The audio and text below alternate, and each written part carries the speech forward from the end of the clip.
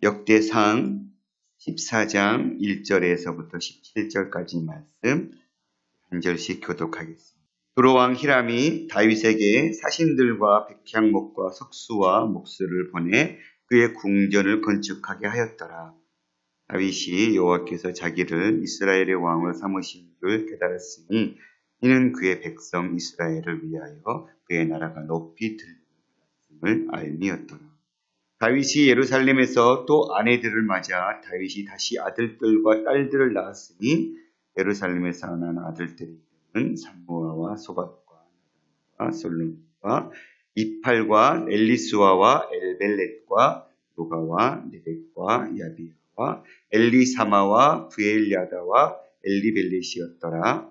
다윗이 왕 기름 부음받아 온 이스라엘의 왕이 되었다함을 블레셋 사람들이 듣고 모든 블레셋 사람들이 다윗을 찾으러 올라오매 다윗이 듣고 대항하러 나갔으나 블레셋 사람들이 이미 이르러 르바임 골짜기로 쳐들어온지라.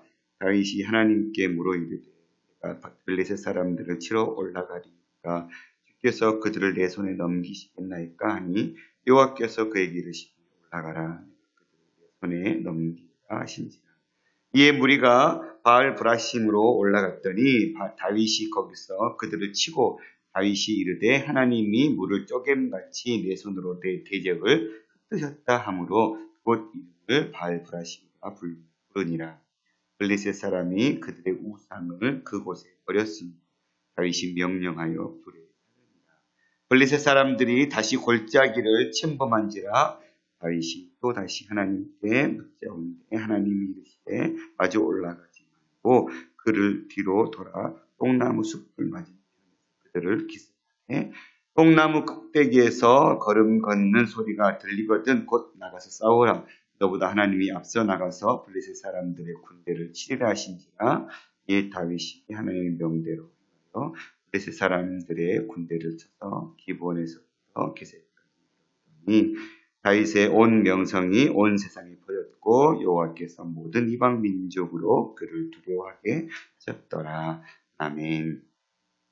다윗이 헤브론에서 유다만의 왕으로서 등극하고 7년 6개월이 지난 이후에 이는 온 이스라엘의 왕으로 새롭게 등극했지요. 그리고 다윗이 전체 이스라엘의 왕이 된 이후에 그가 했던 가장 큰 일 중에 하나는 도성을 헤브론에서 예루살렘으로 옮기는 작업이었습니다. 그 예루살렘은 여부스 족속이라는 족속이 점령하고 있었는데 예루살렘 성 자체가 아주 요새였고 높은 고지대에 위치했던 800에서 1000m 정도 되는 그런 고지대였기 때문에 여호수아 시절 때부터 여리고성을 정복하지 못했던 성읍이었습니다. 그래서 그 여리고 사람들이 다윗이 그 여리고성을 점령하려고 했을 때 우리가 맹인이나 절름발이가 대항해도 너희들을 막을 수 있다 이렇게 비웃을 정도로. 그럼 다윗은 물 깃는 길들을 통해서 급습했고 결국은 그들을 통해서 이제 성을 점령하게 되는 그런 일들을 통해서 예루살렘 성으로 다윗성으로 삼는 그런 일들을 치렀죠. 그리고 나서는 두 번째로 그들은 이 오벳 에돔 집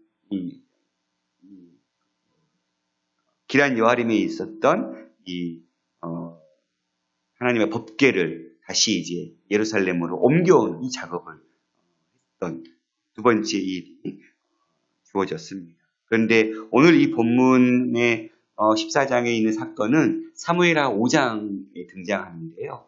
5장에서는 이 일들을 다 이뤄난 이후에 6장에 법궤를 옮기는 일이 나오고 있는데 역대기에서는 13장에서 이 법궤를 옮기는 일들이 했고 중단된 오벳 에돔의 집에서 지금 멈췄다가 그리고는 이 역대상의 이야기가 나오고 다시 이제 15장에 가서 오벳 에돔의 집에서 법궤를 옮겨오는 이렇게 지금 오늘 24장의 사건이 마치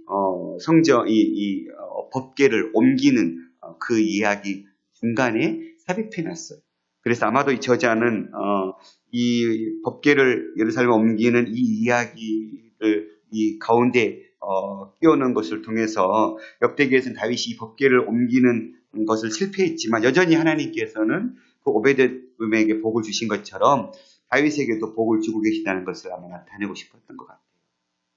그래서 이 사건 중간에 이 역대상은 기록하고 있는 모습을 보이고 있습니다. 다윗이 예루살렘으로 성을 옮기고 도성을 옮기고 나서 지금 히람이 1절에서 2절 보면 다윗 궁을 지을 수 있도록 여러 백향목과 석수와 목수를 보내줬다. 두로는 예루살렘보다는 좀 더 작은 수도 도시였었죠.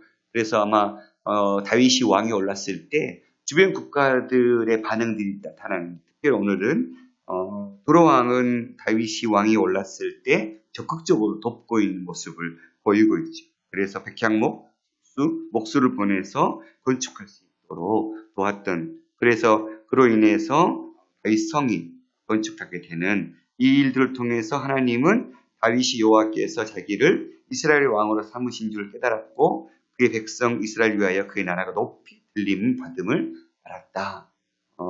다윗은 자기가 예루살렘으로 성을 옮기고 난 이후에 자기 성을 쌓는 그 모습들을 광경을 보고 하나님께서 이 일들을 이루셨구나를 스스로도 그 일들을 통해서 깨달았다는 사실입니다.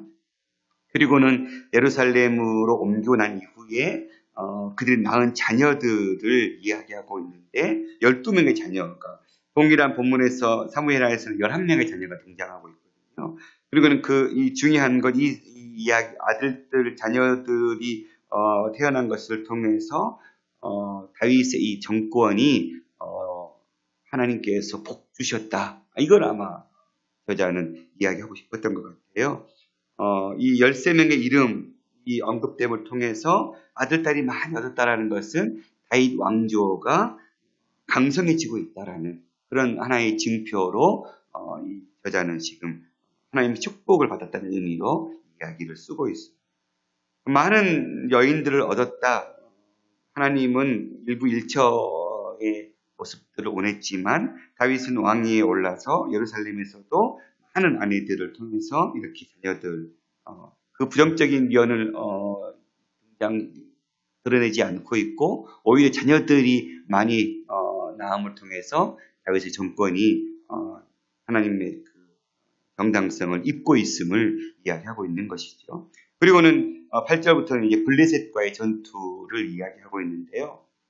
특별히 이 블레셋은 사울에게 다윗이 도망 다니고 있었을 때 다윗은 자기의 목숨을 건져내기 위해서 블레셋으로 도망갔었었죠. 그리고 그 블레셋의 가드왕 아기스 앞에서 미친 척하면서 결국은 그 아기스로의 그 신하로 지내면서 그가 이 스글락을 하사받게 되었던 그런 사건들이 있었거든요.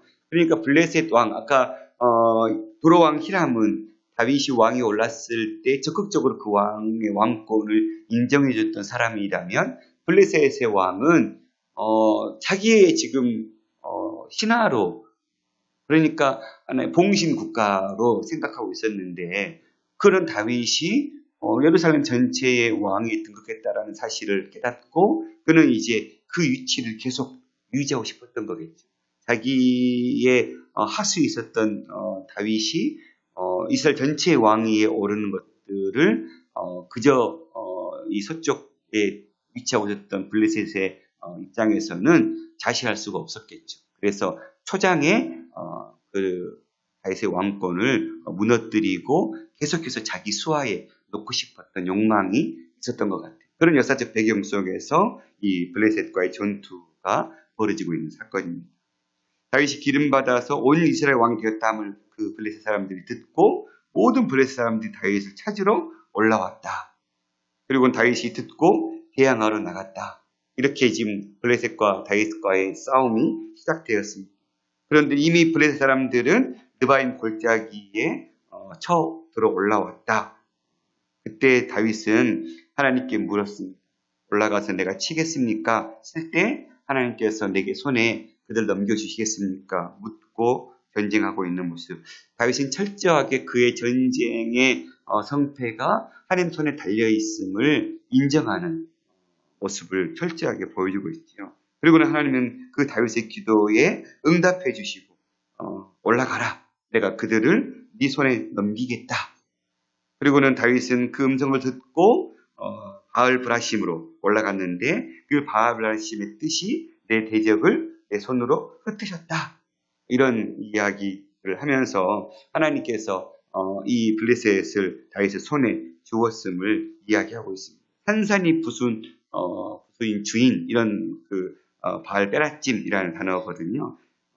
하나님께서 바알을 산산이 부숴버리겠다. 그러니까 참 신은 바알이 아니라 하나님이다. 하나님께서 스스로 당신의 위상을 세우고 있는 모습을 보여주고 있는 것이죠. 다윗의 손을 통해서 바알의 신이 얼마나 무력한 그런 거짓된 신인지를 하나님께서 산산이 부숴버리면서 그리고는 그 이름을 바알브라심이라는 이름으로 짓게 해서 바알의 신이 얼마나 연약한 사람이 만들어낸 헛된 신임을 이야기하고 있습니다. 그때 블레셋 사람들은 그들의 우상을 그곳에 버렸고 다윗이 명령하여 그것을 불에 살려버리는 이런 일들이 벌어졌습니다. 블레셋에게 있어서 바알 신은 절대적인 신의 존재였죠. 그리고 그들도 그 바알을, 그러니까 자기 신을 들고 전쟁에 나왔던 것이죠. 전쟁의 신으로.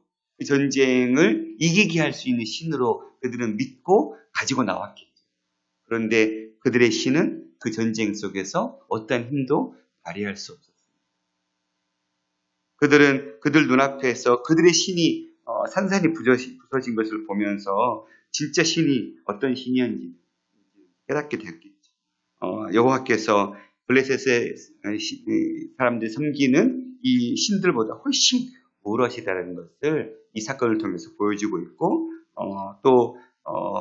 이 신들이 불에 태우면서 사라지는 것을 보면서 그 신은 인간이 만든 그런 허상일 뿐이다. 그것을 이야기하고 있고 특별히 또 세 번째로는 이 우상을 제거했다. 철저하게 다윗이. 이런 모습들을 이 사건을 통해서 저자는 보여주고 싶었던 것 같아요. 그렇게 1차적으로 전투가 끝났음에도 불구하고 또 두 번째 전투가 또다시 블레셋 사람들은 준비하고 있습니다. 그리고는 다시 골짜기를 침범했는데 다윗이 또 하나님께 물었고 하나님은 마주 올라가지 말고 뒤로 돌아서 뽕나무 숲을 맞은편에 매복하고 있어라. 그리고는 발자국 소리가 들리면 거기서 나가서 싸워라. 라는 구체적인 전쟁에 대항하는 방법까지도 알려주고 있습니다. 마치 여호수아에게 하나님께서 성들을 처리할 때 구체적인 방법들을 알려주셨던 것처럼 다윗에게도 하나님께서는 구체적인 전쟁의 방법까지 알려주시면서 다윗의 왕권의 힘을 실어주고 있습니다. 그렇게 두 번이나 다윗은 이 전투에서 하나님을 전적으로 의지했고 하나님께서도 16절에 보면 다윗이 하나님의 명령대로 행하여 블레셋 사람들의 군대를 쳐서 기브온에서부터 게셀까지 이르렀다. 이 모든 전쟁이 하나님과 다윗이 한 쌍을 이뤄서 치르고 있음을 보여주고 있습니다. 그리했을 때 이 다윗의 명성이 온 세상에 퍼졌고 여호와께서 모든 이방 민족으로 그를 두려워하게 했다. 하나님께서 다윗의 명성을 온 열방에 드러낼 수 있도록 역사하고 계시는 모습을 보여주고 있습니다. 다윗이 이스라엘 전체의 왕위에 오른 것에 대해서 이스라엘의 족속들이 우리 앞 묵상의 13장에서 아주 헤브론에서 그들 전체가 이렇게 신임해졌었다면, 그러니까 보이는 백성들로부터 신임을 받아서 전체 왕이 올랐던 모습을 보여줬다면 하나님께서도 다윗 왕 초기에 전적으로 하나님께서 다윗을 이렇게 밀어주시면서 내가 내 뜻으로 세운 왕이 다윗 왕이다 하고 지금 전적으로 다윗을 세워지고 있는 모습을 보여주고 있습니다. 다시 이제 15장에 가서 그 오벳 에돔의 집에 잠시 보관했던 그 법궤를 다시 가지고 올라오는 이 사건을 또 이야기하고 있는 모습들이 보이고 있습니다. 다윗은 철저하게 그 시작점에서 하나님을 전적으로 신뢰하고 의지함으로 이 모든 전쟁을 치르고 있음을, 다윗은 자기가 어떻게 왕에 올랐는지 스스로가 나는 이스라엘 백성들의 왕이 오를 수 없는 자였는데 하나님 그와 같은 나를 왕위에 세우셨다라는 것들을 인정하고 있었던 왕이었습니다. 또 그럴 것이 그렇게 사울 왕에게 쫓겨다니면서 수많은 역경들을 다윗은 경험했죠.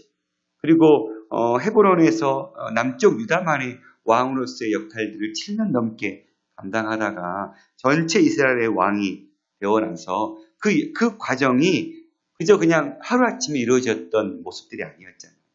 그러니 아마 다윗에게 있어서는 여기까지 오기까지 하나님께서 어떻게 자기 인생을 붙드셨는지를 그는 철저하게 경험했던 것 같아요.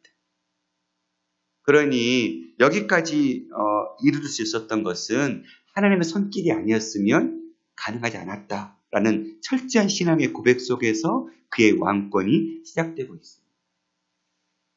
우리의 삶을 돌아볼 때 오늘 여기까지 이르기까지 동일하게 하나님의 능하신 선하신 손길이 아니었다면 이러한 축복을 우리도 동일하게 누릴 수 없음을 고백하는 삶을 하나님은 살게 하시죠. 내가 지혜로워서 내가 능력이 많아서 내 삶을 잘 세운 것 같이 착각할 수 있지만 그것은 말 그대로 정말 착각일 뿐. 하나님의 그 돕는 손길이 아니었다면 우리의 이 삶은 여기까지 세워질 수 없었을 것입니다. 지금도 살아계신 하나님은 우리 각자 개인의 삶 가운데 간섭하시고 개입하시고 우리의 삶을 세워주시는 하나님이십니다. 우리가 그 하나님을 철저하게 의지하고 붙잡고 바라볼 때 우리는 우리의 삶을 붙들어 주신 그 하나님의 손길을 경험하게 되고 진짜 내 삶의 주인이 내가 아니라 하나님이심을 우리가 철저하게 신뢰하고 그분께 우리 삶을 맡겨드릴 때 우리 삶을 세워가시는 하나님의 손길을 우리는 경험하게 될 것입니다. 그리고 다윗처럼 우리의 삶을 계획하고 세워가는 그 모든 과정 속에 사소한 것 하나라 할지라도 하나님께 묻고 하나님의 응답을 듣고 그 하나님의 뜻 안에서 우리의 삶을 한 걸음 한 걸음 세워가는 그런 지혜로움이 있었으면 좋겠습니다. 참 쉬운 일은 아니에요. 이렇게 다윗이 기도했던 것처럼 기도할 때마다 하나님께서 즉각적으로 응답해 주시면 얼마나 좋겠어요. 너무 분명하니까. 근데 살다 보니 하나님께서 응답해 주시는 것들이 그렇게 즉각 해주시나요? 그렇지 않죠. 어떨 때는 정말 내가 걷고 있는 걸음이 진짜 하나님께서 기뻐하시는 걸음인가? 헷갈리기도 하고 혼돈스럽기도 하고 하나님께서 분명하게 보여지지 않은 것 때문에 또 계속 기도하고 참 힘든 걸음 같아요.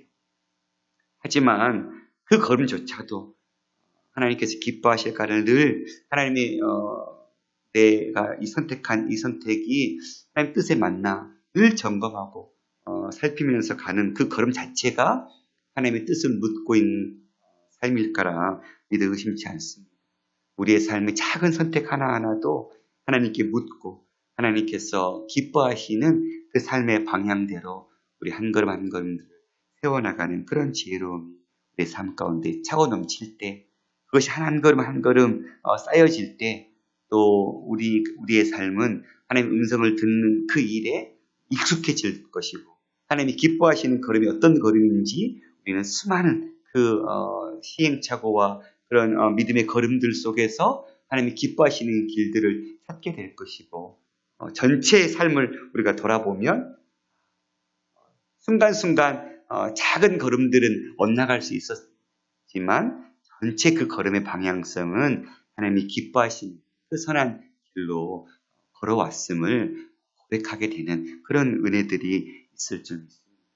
오늘 우리의 삶을 다윗처럼 철저하게 하나님을 신뢰하고 하나님께 묻고 맡기고 하나님이 기뻐하시는 걸음, 하나님께 나에게 이런 다윗은 그런 마음이었겠지. 왕이 올랐을 때 내가 어떤 일을 해야 될까? 그래서 그는 철저하게 도성을 옮기고 하나님의 법궤를 옮기는 일부터 시작했거든요.